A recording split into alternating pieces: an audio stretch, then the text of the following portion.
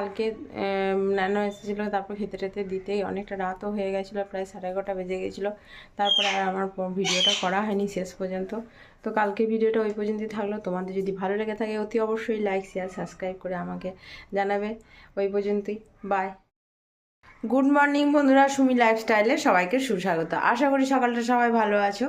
তো চলো, আমি উঠে পড়েছি, উঠে পড়ে চা বসিয়ে দিয়েছি। আর কালকে একটা বড় কাজ করেছি, কালকে আমি দাঁত ভেঙে ফেলেছি। যে দাঁতটায় প্রচণ্ড যন্ত্রণা ছিল, সেই দাঁতটা কী করে আমার অর্ধেকটা ভেঙে গেছে এইখানে। তো সেইখানে খালি জিভ যাচ্ছে বারবার। যাই হোক, সকালটা আজকে শুরু করলাম তোমাদের সঙ্গে।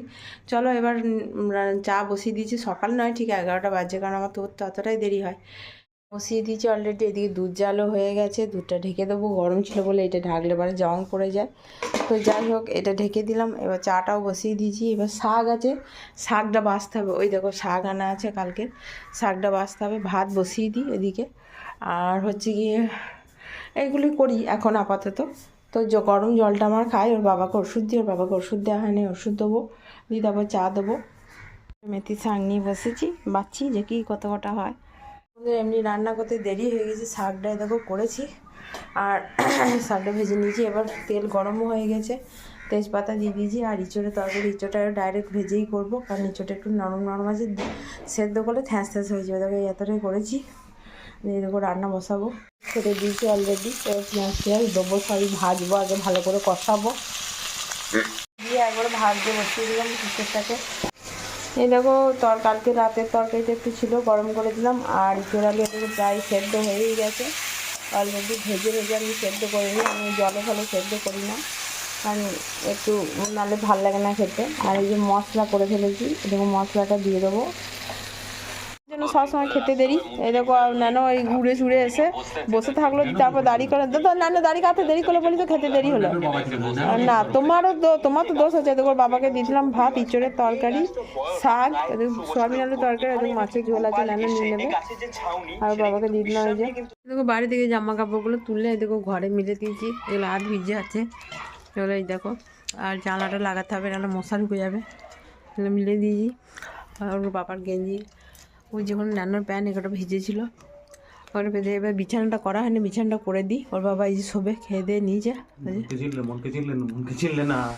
গান করে। সেদিনকে ক্যালেন্ডুলা গাছগুলো নিয়ে আসছিলাম। আমার তো লঙ্কা জবা গাছে দেখছো এক গাছ করে ফুল হয়, ঠাকুরকে দেওয়া হয়। আর গাঁদা গাছগুলো নিয়ে আসলাম, দেখো গাঁদা গাছগুলো ফুল হয়ে গেছে। এ দেখো রক্তগাঁদাগুলো বেশ জুত হয়নি।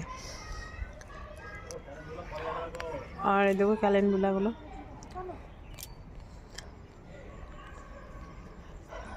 ক্যালেন্ডুলা দেখতে কি সুন্দর লাগছে। দেখো এইটাতে সব একটা দুটো করে কেন ফুল এসছে, বেশি আসে না। আর একদম মরা গাছে সাদা ফুল দিচ্ছে চন্দ্রমল্লিকা।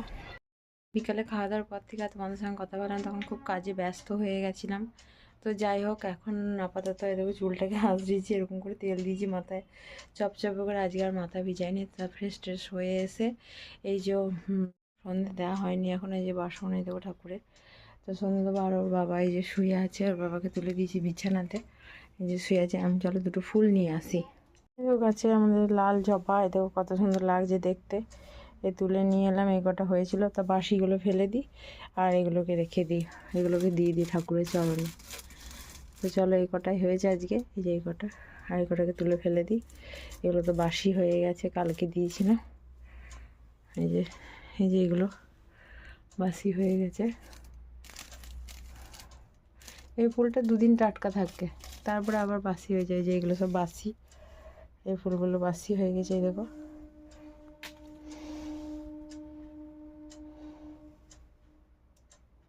বিস্কুটগুলোকে কুচি কুচি কুচি কুচি দেখো কিরকম ফেলে দিয়েছে। দেখো ওকে ব্রাশ দিয়েছে একটা খেলা করার জন্য।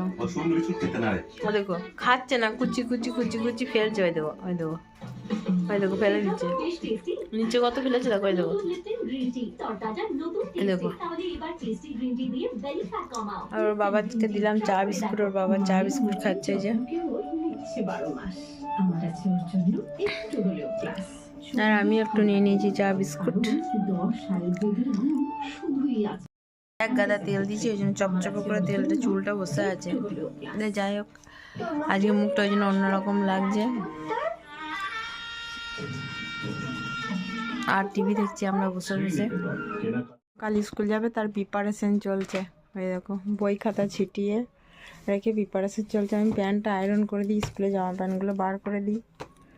ওই দেখো নানার কালকে স্কুল যাবে তাই প্রিপারেশন চলছে। যাক কদিন স্কুল যায়নি, যাক চেহারাটা কি হয়েছে দেখো, অর্ধেক হয়ে গেছে ছেলে আমার, 5 জোড় কাটা গোনা যাচ্ছে দেখো। এই দেখো, ওই দেখো, এটা কি চিঠি?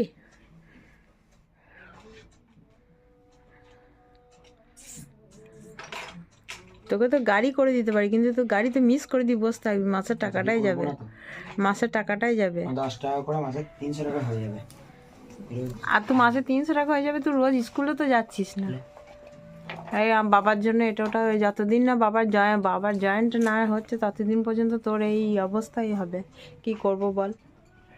চেহারাটা কি হয়েছে দেখ নানু, একটু যা থাকে বাড়িতে খাস, খালি নাক দেখাবি এ খাবো না ও খাবো না, তাহলে কি করে হবে বল?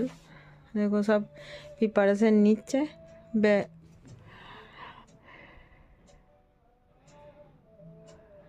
নিজেই লেখে, নিজেই সই করে, নিজেই সব করে।